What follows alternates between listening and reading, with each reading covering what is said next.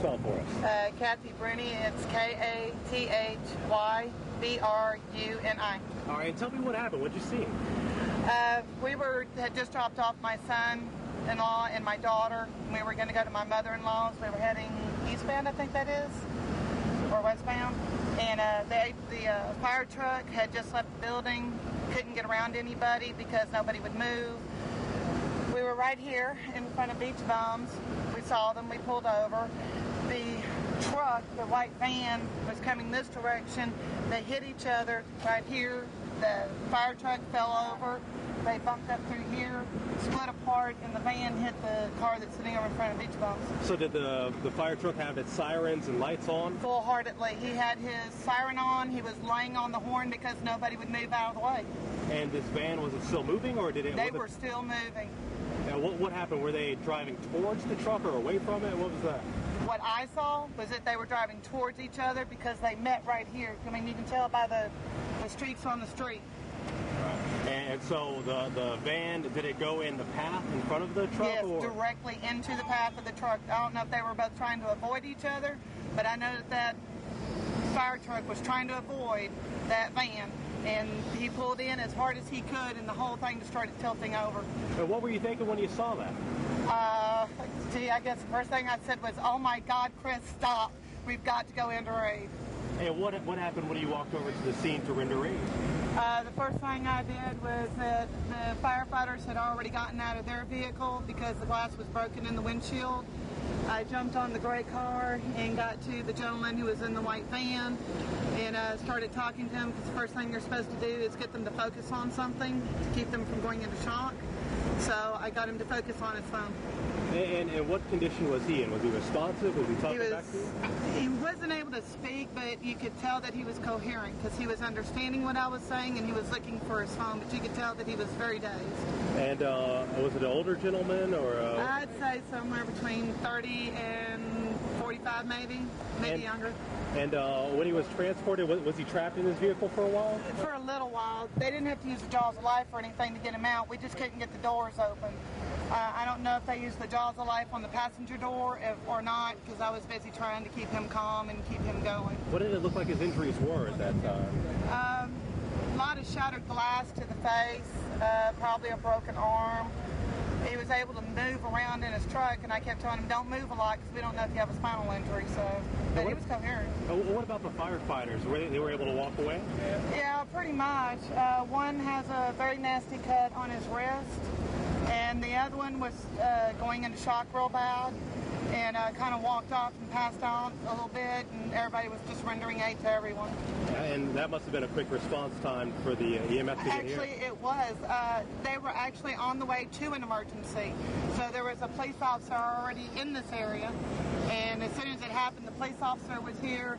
We jumped out of our vehicle, ran across the street to render aid as quickly as possible. So they told you they were on their way to an emergency? Yes, but by the time we got everything said and done, we keep asking where he is, but to our knowledge at this time, nobody is seriously injured.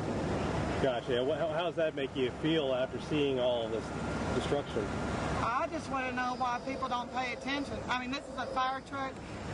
These are people that put out fires in our houses, that help us when there's flood. I don't know what, I don't get it. It's just wrong. It's wrong. And the other thing that bothers me is that nobody else stopped to render aid.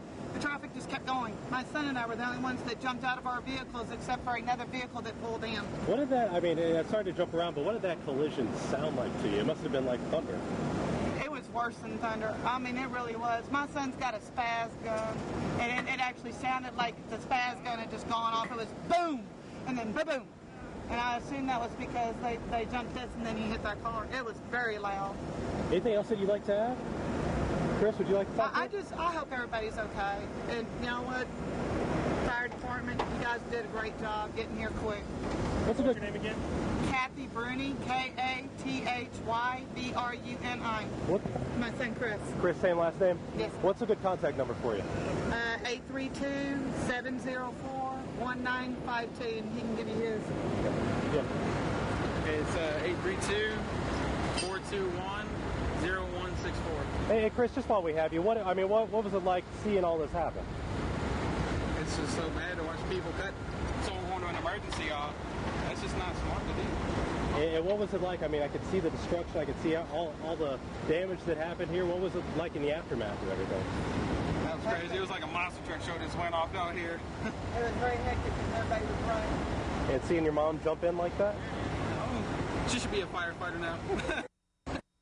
Gotcha, good deal. And you were driving at the time, right? Yeah, I was driving. And so you heard the fire truck, and what'd you do? I pulled over to let him get by me. By the time he got around me, I was already in the forward lane, and he got around, he just banged out him off and crashed. Perfect. All right, thank you guys.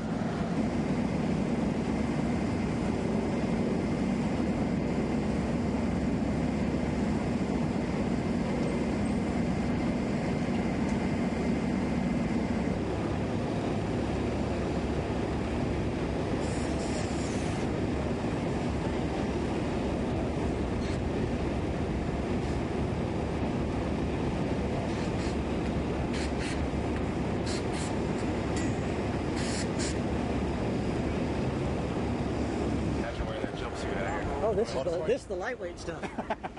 All right, first of all, give me your name and your title here. It's Alan, A-L-A-N, last name is Langford, L-A-N-K-F-O-R-D, Fire Chief here in Spring. Hey, tell me what you have here. What happened? As far as we know, the accident's still under investigation, so really can't talk too much about what's going on other than one of our trucks was involved in a broadside accident just prior to the intersection, making a call up on the North Freeway. It broadsided the van? Yes, sir. Apparently the van, again, don't want to get into too much of the details, but the van somehow turned in front of the truck on 2920, and that's how they made contact. And the truck was responding to an emergency call, I think? We were making another run up on the North Freeway on a motor vehicle accident on the North Freeway. Gotcha. And what about injuries here? There are two firefighters in that pumper truck? Right? We had, this is our rescue truck, one of the rescue trucks here in Spring. We had two firefighters in this truck. Actually, I think we had three. I'm sorry, I can't remember. Okay. Two of them were transported with minor injuries. One of them was cut up in the hand. Both of them were seat belted in, which is probably what saved their lives as well. So. I'm sorry. And the civilian in the white van was transported also, I think, with also minor injuries. Do you know the nature of that person in the van's injuries? Minor. They did. I don't think they even took him emergency to the hospital. I don't think there was anything like that at all. I got you. What about the truck? What is the truck used? What do y'all use? It's one of our. We've got two heavy-duty rescue trucks. It's one of the heavy-duty rescue trucks that responds in Spring. We cover 118 square miles, and so we've got two trucks on either side of the freeway to cover both sides, one side of the freeway or the other. So this is a major loss for us, losing one of our big rescue trucks. Truck gonna be a total loss? Don't know yet. The insurance company, the insurance agent was here earlier. There's just a lot of things that go into totaling a truck, so we're not sure what the details are going to be. You got a guesstimation of the value of that truck? $600,000-700,000 probably is a safe estimate on what the purchase cost of it. A lot of the rescue, we shift all the rescue equipment off that truck onto other pumpers. We probably will. That's what the executive staff is working on right now, is to try to figure out exactly what we're going to do for a rescue truck in the time being. What we normally do is move tools over to a pumper and run a pumper as a first responder. Now, some of the witnesses, and I know it's still under investigation at this point, but they say they were waiting in traffic. People pulled away, but this truck didn't heed the sirens and the horns. What do you say about that? Is that what happened here that you believe? I really can't comment on that. Okay. If you can't comment on that, what can you say about people not heeding the call of the horn? While I was en route to this location, a lady just pulled right out in front of me. She was on her cell phone. I think, in fact, she was texting somebody while I was responding, so nobody's paying attention. And obviously, something happened here and somebody wasn't paying attention. How important is it for people to pay attention to those horns from those? Well, unfortunately, with the way the cars are made these days, they're soundproof inside of the car, so you don't hear. You have the radio turned up, have your air conditioner blowing full blast, you don't hear these trucks. It's about 8 to 12 feet running 50 miles an hour that you hear these trucks coming up on you. So if you're not paying attention, it's too late. So, and what about the gentlemen who were injured? What job do they have? What title? How long have they been with the fire department? One of the gentlemen that was riding the front officer's seat is one of our volunteers. He's been with the department several years. The driver of the truck is one of our daytime duty crew guys.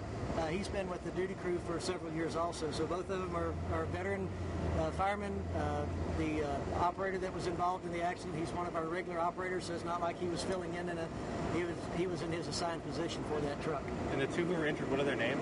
I'd rather not give that out right now if it's okay. Understandable. What's a good contact number for you? 832.